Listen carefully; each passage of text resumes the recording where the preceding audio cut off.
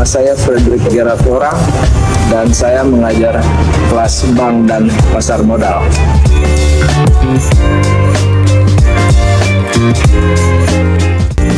Kampus kami Universitas Samratulangi memiliki moto Sito Timo Timoto, yang artinya adalah manusia memanusiakan manusia lain.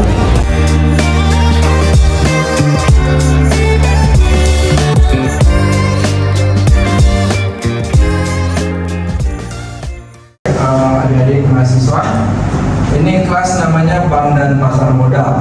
Bank dan Pasar Modal itu menjelaskan tentang fungsi bank, peraturan bank, dan juga hal-hal yang terkait dalam bank. Misalnya isu-isu yang terakhir tentang bank itu adalah tentang apa? Coba isu terakhir tentang bank, contohnya apa? Atau keuangan. Contohnya misalnya ada isu tentang pinjaman online dan juga inklusi keuangan dan literasi keuangan. Itu yang suka dipromosikan oleh Otoritas Jasa Keuangan dan OJK. Dan termasuk juga OJK akan masuk dalam mata kuliah bank dan pasar modal, karena OJK itu yang menggantikan Bank Indonesia. Fungsi Bank Indonesia, beberapa hal dalam fungsi Bank Indonesia itu sudah diambil alih oleh Otoritas Jasa Keuangan. Jadi Bank Indonesia itu mereka sudah lebih mengatur pada kebijakan keuangan seperti inflasi, moneter, seperti itu. Ini adalah RPS dari kelas bank dan pasar modal. Nah, ini kita bisa lihat ya, bisa lihat nanti akses di portal. Oke. Nah, deskripsi mata kuliah dari bank dan pasar modal ini selanjutnya detailnya dia menyangkut tentang kelembagaan. Tadi kita dibilang mekanisme Otoritas Jasa Keuangan dan juga bank, peraturan hukum dan etika perbankan, termasuk di dalamnya juga literasi dan inklusi keuangan. Juga hubungannya dengan ekonomi, kondisi ekonomi yang terjadi saat ini. Misalnya, contohnya kalau Bank Indonesia mengeluarkan referensi suku bunga. Nah, itu bagaimana? Misalnya dari 5% dia naikkan jadi 5,25%, naik 0,25 BPS. Nah, itu artinya apa? Dampaknya ke ekonomi seperti apa? Nah, itu kita juga akan jelaskan di bank dan pasar modal. Oke, selanjutnya ini capaian pembelajaran mata kuliah. Ini adalah ya seperti regulasi pemerintah dan lembaga keuangan yang harus nanti adik-adik mahasiswa ketahui, literasi tentang lembaga keuangan, industri keuangan bank dan non-bank. Adik bisa kasih contoh apa itu industri keuangan non-bank? Di kelas bank dan pasar modal ini juga kita belajar tentang lembaga atau perusahaan yang non-bank. Oke, coba tanya dulu. Contoh-contoh bank yang Anda ketahui seperti apa? Silakan. Ya. Boleh, duduk, boleh berdiri duduk ya. Nggak apa-apa, duduk aja. Terima kasih atas kesempatan yang diberikan. Saya akan coba menjawab. Non-bank, contoh seperti asuransi, ya, finance. Pernah menggunakan finance seperti contoh kalau beli motor atau beli mobil kita tidak perlu ke bank, tapi ada lembaga keuangan yang membiayai. Sudah pernah coba? Sudah. Ya, bagus. Kalau yang bank, contohnya apa? Bank contoh? Bank seperti bank konvensional. Kalau bank konvensional, bank apa lagi ada? Bank digital dan yang bank hybrid. Jadi kalau dia bank konvensional, konsumer itu harus datang ke bank membuka rekening. Oke. Kalau dia bank yang digital seperti Alobank, itu dia tidak perlu, nasabah tidak perlu pergi ke kantor karena dia juga tidak mempunyai kantor. ada kantornya tapi tidak untuk melayani nasabah. Itu kita bisa buka rekening hanya melalui gadget yang Anda miliki. Oke, melalui digital banking. Tapi ada juga yang hybrid, yang gabungan, yang konvensional dan juga dengan yang digital. Nah, itu banyak bank-bank, misalnya Bank Sulutgo, BRI Mandiri bisa datang, bisa juga lewat handphone Anda. Nah, contoh dari bank-bank yang ada, misalnya bank daerah, Bank Jatim, Bank Jawa Timur, BJB, Bank Jawa Barat, dan Bank apa lagi? Contoh asal dari, ada yang di luar luar daerah, luar Sulut. Sulutgo, Bank Sulutgo. Anda dari mana asal? Makassar. Nah, di sana ada bank daerah juga, namanya Bank Sulsel. Oke, Bank Sulawesi Selatan. Nah, juga bank yang di dalam bank plat merah, Bank Himbara, himpunan bank pemerintah. Contohnya apa? Bank Mandiri, ya betul. Bank BNI, Bank BNI, Bank apa lagi? BNI, Mandiri, BRI, Bank Rakyat Indonesia. Oke, jadi ini yang kita harapkan, mahasiswa itu bisa dapat mengerti juga tentang produk dari bank dan juga produk dari pasar modal. Pasar modal itu akan diberikan materinya setelah Bintes. Nah, topik pertama adalah CPM, sub-CPMK. Ini apa? Mata kuliah ini kita mengajarkan tentang saya jelaskan dulu ya tentang apa yang akan diajarkan. Itu tentang regulator, yaitu OJK, Otoritas Jasa Keuangan, dan Bank Indonesia. Di situ ada aturan-aturan tentang bank. Baru ini kita skip aja. Nah, kita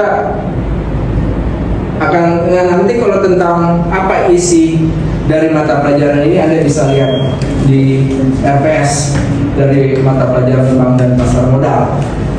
Nah, hari ini adalah topik sesuai dengan RPS, itu tentang 8 risiko bank. 8 risiko bank. Langsung aja ya. Misalnya, nah, contohnya, ada apa ini? Misalnya dia ada risiko reputasi, risiko pasar, risiko apa lagi? Operasional, risiko strategik, risiko kredit, likuiditas, itu sudah kepatuhan dan hukum. Oke? Nah, nanti kita tidak bisa membahas satu persatu. Di sini bisa dilihat aja, nanti ada banyak di YouTube, di websitenya OJK, Bank Indonesia, ini sudah tersedia. Tapi kita ambil contoh aja. Misalnya resiko apa yang kira-kira Anda suka tanya? Resiko kredit. Nah, resiko kredit itu terjadi jika nasabah itu disebut atau debtor. Kalau bank itu sebagai kreditor. Nah, nasabah sebagai debtor, dia gagal dalam pembayaran atau dia terlambat bayar. Nah, ada beberapa hal kenapa dia bisa gagal membayar, gagal mengembalikan kreditnya. Ada beberapa hal, misalnya kejadian yang di luar kontrol manusia. Pandemi, oke? Saat pandemi, misalnya nama siapa? Hasan ya. Misalnya saya debitor atau nasabah dari Bank Hasan. Dulu sebelum krisis moneter ada nama bank macam-macam. Bank Halim, nama orang kan? Bank apa lagi? Bank Tamara, Bank Baja, Bank Hilman. Oke? Udah di merger jadi nama Bank Satria Baja Hitam. Iya, ada Bank Satria, ada Bank Baja, Bank Hilman, Bank Tamara. Kalau dia mereka merger nama banknya Bank Satria Baja Hitam. Contoh, oke, balik lagi ke yang tadi. Misalnya saya sebagai debitor dari Bank Hasan, oke, bikin tempat kos, sudah melakukan akad kredit, saya harus membayar 1 bulan 2 juta rupiah kepada Bank Hasan ini. Nah, terus terjadi pandemi. Waktu pandemi Anda kuliah enggak?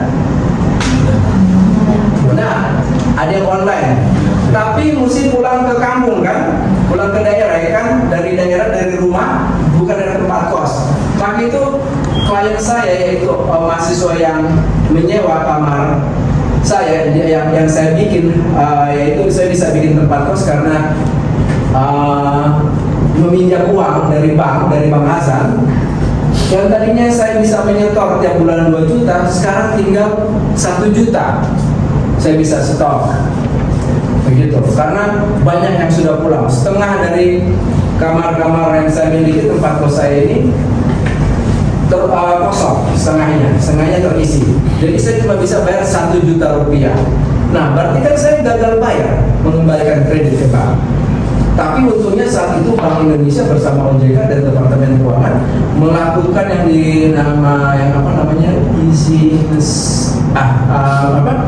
memudahkan nasabah bank untuk membayar.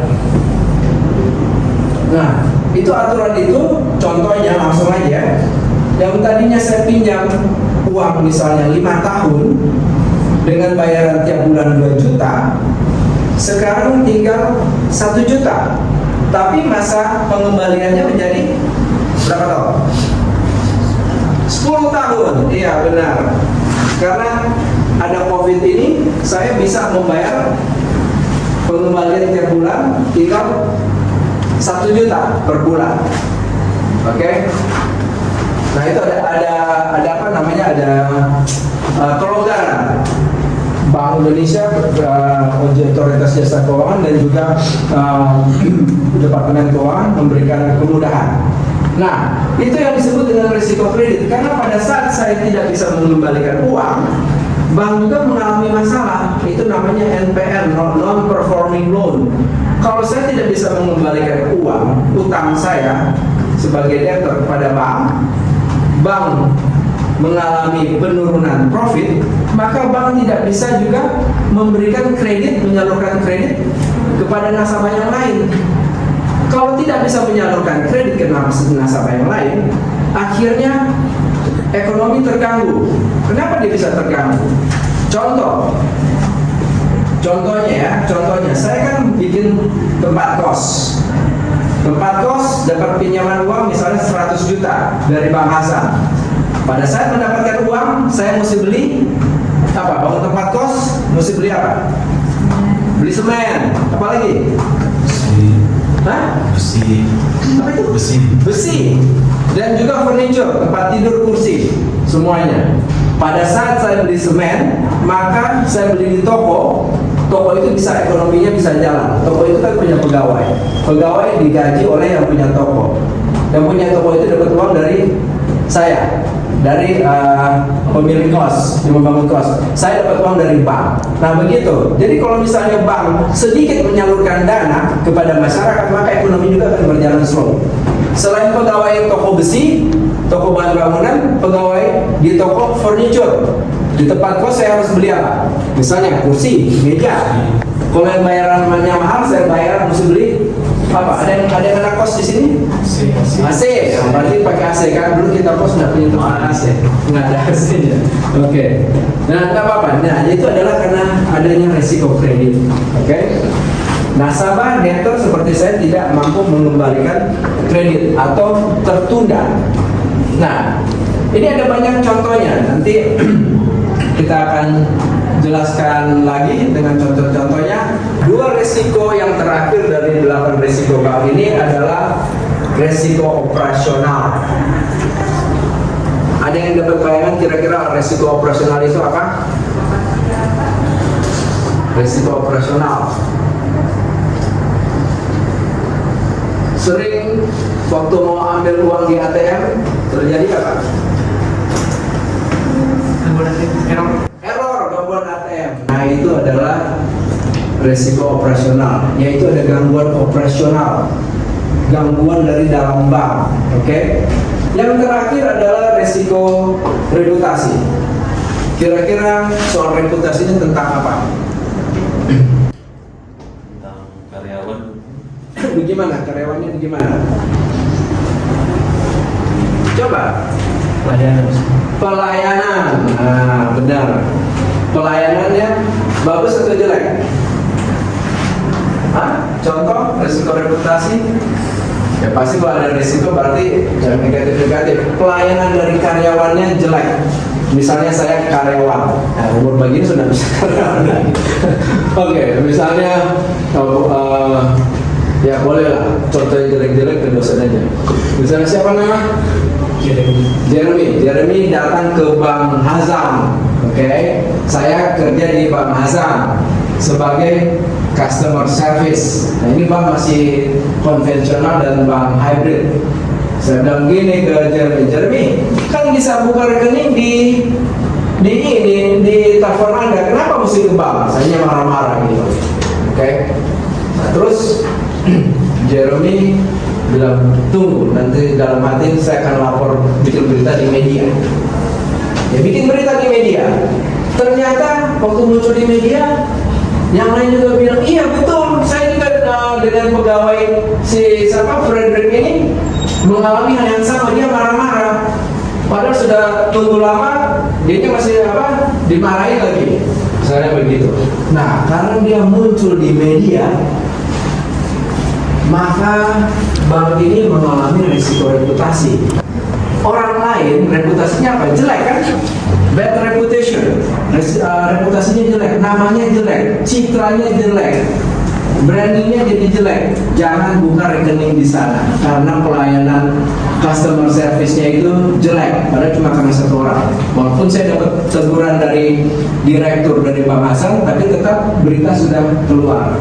Nah, karena reputasi yang paling bahaya kalau nasabah menarik uangnya. Kalau cuma 10, 100 tidak apa-apa. Tapi kalau dia sudah ribuan, sangat signifikan, dia tarik dananya, itu namanya terjadi rush. Nah, yang paling ditakutkan oleh bank adalah kalau terjadi rush. Dia tarik dananya, maka bank tidak punya lagi dana pihak ketiga, dana dari nasabah ini. Dia tarik tabungannya, depositonya dia cairkan. Begitu. Kalau bank tidak punya dana, maka bank tidak bisa membiayai seperti yang tadi, membiayai kredit, memberikan kredit. Padahal kan pada saat bank memberikan kredit, bank dapat uang kan, untung. Dia pinjam, dia kasih deposito ke Jeremy 6%, 5%. Deposito sekarang rate bunganya rendah. Dia kasih misalnya 5%, Jeremy taruh 100 juta. Saya berikan pinjaman ke nama siapa? Desa mau bikin usaha cuci mobil. Nah, Desa perlu 100 juta. Kita kasih Bank Hazan memberikan bunga sebanyak 10%. Maka bank untung kotor 4%. Ini kotor karena mesti bayar listrik, bayar pegawai, kotornya 4%. Oke. Nah, sekarang kalau misalnya Jeremy sudah tarik uangnya 100 juta, Bank Hasan ini tidak bisa memberikan kredit, maka dia akan mengalami kerugian atau potensi lossnya, karena orang tidak bisa meminjam uang lagi. Misalnya datang Desa ke Bank Hasan, aduh, kita saat ini tidak bisa memberikan kredit, begitu. Nah, hal yang seperti itu adalah karena resiko reputasi. Oke, bahaya sekali kalau misalnya, maka itu bank itu harus menjaga citranya. Maka itu pegawai bank juga harus melayani dengan baik. Ada pertanyaan sampai sini? Boleh? Ada yang mau ditanya apa saja tentang bank? Nah, kalau karena kita sudah sempat menyinggung soal bank itu keuntungannya dari mana? Nah, keuntungan bank itu bukan cuma dari pemberian kredit. Seperti tadi kan Depositonya Jeremy 100 juta 6%, saya 5%. Bank kasih kreditnya bunganya 10%. Berarti bank untung 5% kotor. 5% dari 100 juta berapa? 5 juta. Ini cuma satu klien 100 juta. Oke. Nah, 5 juta ini harus dipotong dengan biaya listrik, operasional, biaya operasional, pegawai, apalagi baru perawatan, ATM, alat tulis menulis. Bank bisa untung mungkin bisa 1%, 2%. Udah 1% ya cuma berapa ya? 1 juta. Nah, bayangkan kalau bank itu punya 1000 klien yang meminjam, dia untung 1 miliar satu per bulannya. Ya kira-kira begitulah. Itu adalah keuntungan dari bank. Tapi keuntungan bank seperti saya bilang tadi bukan cuma dari memberikan kredit. Misalnya, dari mana lagi kira-kira keuntungan bank? Waktu Anda pernah lihat buku tabungan, ada biaya apa? Biaya admin. Nah, itu biaya admin berapa? 10.000. Nah, bayangkan kalau dia punya 1 juta nasabah. Nah, nggak usah 1 juta. Kalau dia punya 1000 nasabah, 10 kali 1000, 10.000 kali 10 juta. Kalau dia punya 100 juta, berarti 100 juta tiap bulan untungnya. Tapi bank itu biasanya punya nasabah yang lebih. Oke, dan biaya admin dan juga biaya transaksi. Bang Hasan mentransfer uang ke bank saya, nasabah Bang Hasan transfer uang ke bank, bayar ke Tesa, ke Bank Jeremy. Contohnya ada biaya transfer 2.500 kalau apa kan BNI Fast ya. Ada juga yang 6.500. Nah, itu setiap kali transfer itu kan banyak. Nah, itu bank bisa dapat uang keuntungan dari situ. Itu yang disebut dengan fee based income. Nah, ada lagi keuntungan lainnya. Dan bank juga kalau dia bank devisa, ada bank devisa dan bank non devisa. Kalau bank daerah itu masih banyak juga yang belum bank devisa. Bank devisa intinya dia bisa bertransaksi menggunakan mata uang asing, bank devisa. Yang non devisa dia belum bisa memberikan bertransaksi menggunakan mata uang asing, misalnya dengan US dollar. Nah, contoh yang terakhir dari resiko bank, ini resiko ini masih baru karena adanya perubahan cuaca secara global. Contohnya apa? Kebakaran di Los Angeles itu karena suhu yang semakin panas. Ada glacier di Eropa, longsor gunung es itu, dan juga ada beberapa. Ada contoh yang lain tentang perubahan iklim. Menurut Bank Dunia itu kita itu setiap tahun, saya lupa tepatnya berapa derajat, tapi dunia itu mengalami pemanasan global atau global warming. Nah, maka itu di bank itu ada yang satu namanya climate risk. Saya baca ya, ini tentang apa. Dunia perbankan telah diperlukan dengan satu risiko yang tidak kalah signifikan dari risiko lainnya, yaitu climate risk atau risiko iklim. Ini karena adanya climate change atau perubahan iklim. Risiko ini disebabkan oleh perubahan iklim dan transisi untuk climate risk dan transisi ekonomi yang berkelanjutan. Oke? Nah, kita untuk lebih gampangnya kita akan lanjut dengan video. Nanti videonya juga akan saya share di grup. Nah, ini videonya. Climate change, risk and opportunities. 3-4 derajat yang dia jelaskan.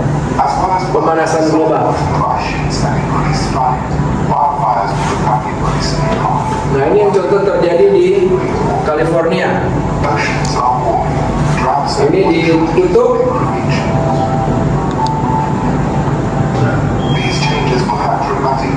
Perubahan ini akan berdampak pada bisnis.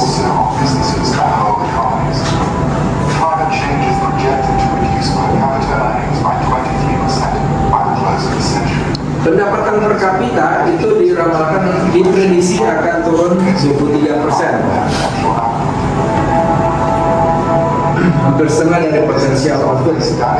Konsepnya atau cara bisnis sistemnya akan berubah. nanti. Oke, ini diambil dari bulanina.com. Nah, ada pertanyaan tentang parametris sebelum kita teruskan? Ya. Apa dampak secara secara nyata bagi bank? Bagi bank, oke. Contohnya gampang sekali, ada banyak. Anda mungkin tahu tapi tidak menyadari. Misalnya nelayan itu ada yang pinjam uang di bank kan ya, atau pokoknya dia pinjam uang untuk cari ikan di laut. Misalnya untuk membiayai solar, membiayai logistik selama berapa hari di luar sana, makanan, dia pinjam uang kan, dia pinjam uang dari bank, misalnya 5 juta. Nah, tapi bank ini kan menyalurkan bukan cuma kepada satu nelayan, dia bisa ratusan bahkan ribuan nelayan. Jadi 5 miliar. Nah, karena ada perubahan iklim, terjadi hujan badai, maka nelayan tidak bisa melaut seperti biasanya. Yang biasanya 1 bulan dia bisa melaut misalnya 20 hari, ini tinggal 5 hari, sehingga dia mengalami kesulitan mengembalikan pinjamannya ke bank. Oke, mungkin ke bank dia mesti balikin uang misalnya 1 bulan 500.000, tapi dia rasa susah. Nah, bank kalau cuma 500.000 satu klien, satu nelayan tidak masalah, tapi kalau dia ada ribuan nelayan, nah itu karena dampak dari perubahan iklim di mana terjadi hujan badai yang terus menerus karena ada perubahan iklim. Nah, itu adalah climate risk, resiko dari iklim yang berdampak kepada bank. Sebenarnya ini berdampak terus kepada ekonomi nasional, misalnya ekonomi Indonesia. Jauh-jauh kan ya. Orang apa? Selain nelayan, misalnya petani, oke? Misalnya dia musim kemarau, musim hujan. Baru apa lagi? Kalau dia pengusaha apa ya? Pengusaha travel, pengusaha yang lihat pemandangan, misalnya di Tomohon. Karena hujan orang kunjungannya kan jadi kurang. Nah, si pebisnis ini yang punya tempat lokasi wisata, dia tidak bisa mengembalikan atau kesulitan mengembalikan dananya, sehingga bank tinggal mendapatkan uang sedikit lagi kan, seperti contoh tadi, bank tidak bisa menyalurkan. Padahal bank itu adalah tulang punggung ekonomi Indonesia, tulang punggung ekonomi nasional. Kalau bank sudut gue, dia adalah tulang punggung ekonomi daerah. Nah, pasar dia bisa memberikan, kalau dia sedikit uang balik, maka dia sedikit juga bisa menyalurkan kredit. Nah, kalau dia banyak, dia bisa membantu usaha-usaha lain untuk melakukan usaha. Tapi kalau cuma sedikit, kalau misalnya targetnya kita buka, targetnya ada 100 usaha, macam-macam, tempat kos, cuci mobil, jual beli mobil, apalagi toko, sembako sampai 100. Nah, di 100 itu kan kalau satu toko punya 2 pegawai, paling kan 200 yang bekerja, dan termasuk ownernya ada 2, jadi 400. Dia bisa membiayai kehidupan 100 toko ini jadi 400 orang. Tapi kalau dia cuma bisa setengahnya, berarti cuma 200, itu 1/4 cuma berapa? Cuma 100. Nah, akhirnya kalau orang tidak punya pekerjaan, dia kekuatan membelinya tidak ada. Yang misalnya kita punya uang lebih karena kita bekerja, kita menonton, kita mau minum kopi, itu kan bisa menggerakkan ekonomi, usaha ekonomi lainnya. Tapi karena dia tidak punya uang, dia diam aja di rumah.